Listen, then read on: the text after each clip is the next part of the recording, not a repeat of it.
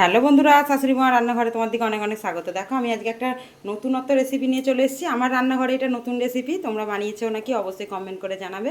দেখো আমি বানাবো আজকে মায়াপুরের ছোলা কচু মহারানির রেসিপিটা বানানোর জন্য দেখো সেখান থেকে এইগুলো আনা হয়েছে, আমাদের একজন এনে দিয়েছে। সেই জিনিসটাই আমি রান্না করে তোমার দিকে শেয়ার করবো। দেখো কত সুন্দর কাটিং করেছে, হয়তো আমরা পারবো না, তারা কত সুন্দর কাটিং করে দিয়েছে। দেখো আমি আজকে এই রান্নাটাই তোমার দিকে শেয়ার করব।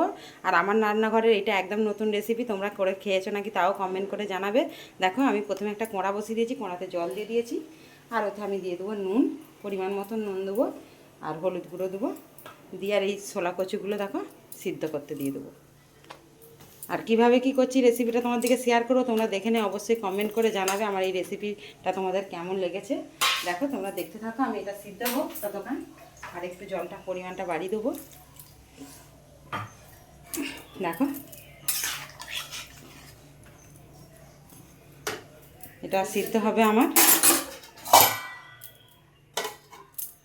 এদিকে এটা ভাবতে ভাবতে আমি এদিকে একটা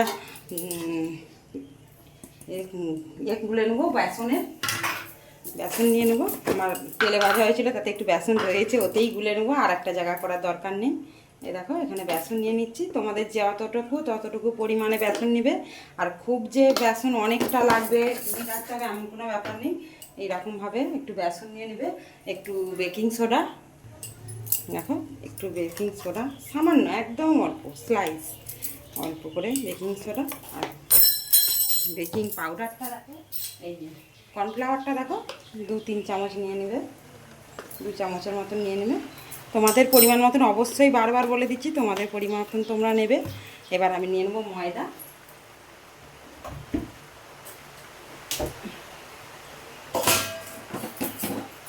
যতটা আমি বেসন নিয়েছি ঠিক ততটাই ময়দা দেবো।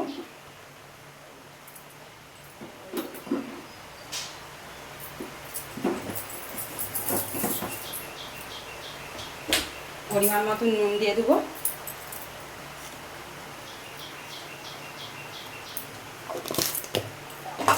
হলুদ দিয়ে দেবো, হলুদটা কালারটা সুন্দর আসবে, আর লাল লঙ্কার গুঁড়ো দেবো যাতে কালারটা খুব সুন্দর লাগে একটা।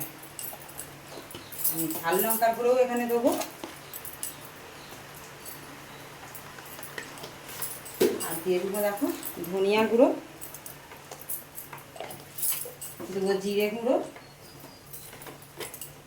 তোমাদের যদি ভাজা জিরে থাকে দিয়ে দিবে আরও ভালো হবে। দিয়ে ভালো করে মিক্স করে নিয়ে আমি লিকুইডটা এই গোলাটা বানিয়ে নেবো, তোমাদেরকে শেয়ার করো, তোমরা দেখতে থাকো। নিয়েছি যা যা মুখে বলেছি সবই নিয়েছি, এতে আমি ভালো করে মিক্স করে নিচ্ছি।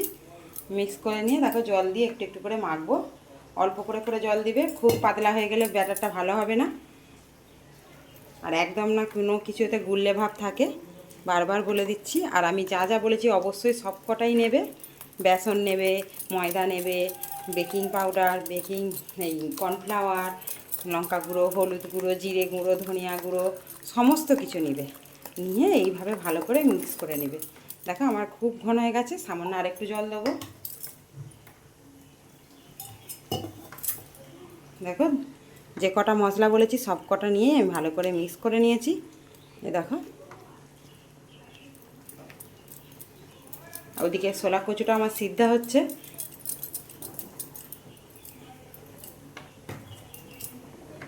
করা ছোলা কচুটা আমি জল ঝেড়ে নেবো। দেখো কড়াতে আমি তেল দিয়ে দেবো, সাদা তেল দিয়ে অবশ্যই ভাজবে, ভালো হবে।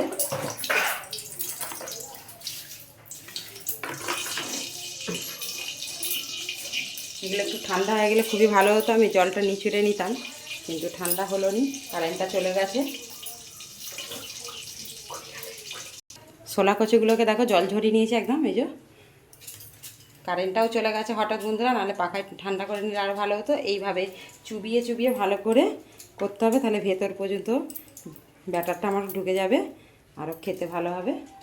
দিয়ে এরকম করে ঝেড়ে নিতে হবে, দিয়ে তেলে দিয়ে ভেজে নেবো। এইভাবে আমি সবগুলো ভেজে নেবো। দেখো এখানে 2 পিস আমি ভেজে নিচ্ছি। এইভাবে সমস্তগুলো ভেজে নিয়ে তোমাদেরকে আবার শেয়ার করবো। দেখো বন্ধুরা, ভাজা হয়ে গেছে। এই দেখো কত সুন্দর দেখতে হয়েছে। এইটাই এবার আমি ঝাল করে তোমাদেরকে গ্রেভি করে ভালো করে সুন্দর করে দেখাবো। আমার এই ফাঁকে কারেন্টও চলে গেছে, আমাকে শিলনোড়াতে বেটে নিতে হবে। দেখো আমি এখানে কী কী নিয়ে নিয়েছি তোমাদেরকে শেয়ার করে দিচ্ছি। এখানে পোস্ত নিয়েছি, সাদা তিল নিয়েছি, আর নিয়েছি দেখো কাজু। এটা আমি শিলনোড়াতে বেটে আনবো, তার সঙ্গে দুটো টমেটো আমি বেটে নেবো, নিয়ে আমি রেসিপিটা করবো, তোমাদেরকে শেয়ার করবো। তোমরা দেখতে থাকো পুরো ভিডিওটা। দেখো এবার আমি গ্যাস জ্বেলে দিয়েছি। আবারও গ্যাসটাকে নিভিয়ে আমাকে যেতে হয়েছিল, যেহেতু কারেন্ট নেই আমাকে শিলনোড়াতেই বাটতে হলো। এবার দিয়ে দেবো সর্ষের তেল। খুব বেশি তেল দেওয়ার দরকার নেই, অল্প করে দেবে। দিয়ে দেবো একটা শুকনো লঙ্কা, দুটো তেজপাতা, দুটো এলাচ। দেখো গোটা গরম মশলাগুলো সব নিয়ে নিয়েছি, দিয়ে দেবো। অন্ধকার হচ্ছে অবশ্যই, তোমরা একটু কী করবো বলো, কারেন্ট চলে গেছে। এখানে দিয়ে দেবো আদা বাটা।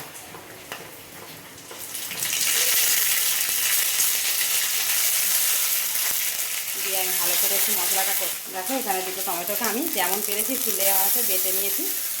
তোমরা মিক্সিতে পেস্ট করে নিবে ভালোভাবে গ্রেভিটা দিয়ে ভালো করে মশলাটা কষে নেবো। দেখো আমি এখানে একটু হিংটা দেবো, হিংটা প্রথমে দিলে আরও ভালো হতো। আমি একটু হিং দিয়ে দিয়েছি। হিঙের একটা সুন্দর গন্ধ থাকে, ফ্লেভার থাকে। দেখো এদিকে সমস্ত রকম মশলা নিয়ে নিয়েছি, এটা ধুয়ে নিয়ে দেখো জল দিয়ে দেবো।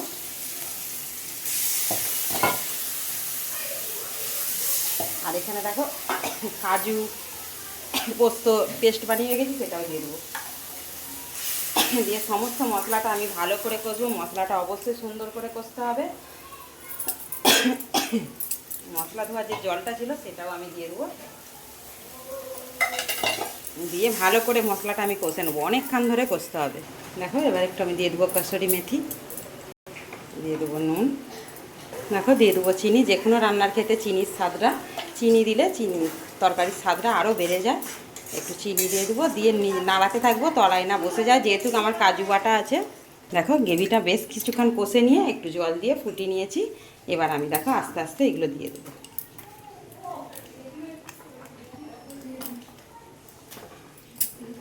দেখো একদম রেডি হয়ে গেছে। আমি এখানে মায়াপুরের স্পেশাল ঘি নিয়ে চলে এসেছি। দেখো সেই ঘি দিয়ে দেবো উপর দিয়ে, দিয়ে বন্ধ করে দেবো গ্যাসটা। দেখো প্রথম থেকে শেষ পর্যন্ত পুরো ভিডিওটা তোমাদেরকে শেয়ার করে। দেখো কত সুন্দর দেখতে হয়েছে। কারেন্ট নেই, কারেন্ট থাকলে আরও ভালো লাগতো। প্রথম থেকে শেষ পর্যন্ত পুরো ভিডিওটা দেখবে তোমরা, দেখে অবশ্যই কমেন্ট করে জানাবে। মাছ মাংস না থাকলেও কোনো চিন্তা নেই, এই রেসিপিটা তোমরা বানিয়ে খেয়ে দেখবে। অনেক অনেক ধন্যবাদ।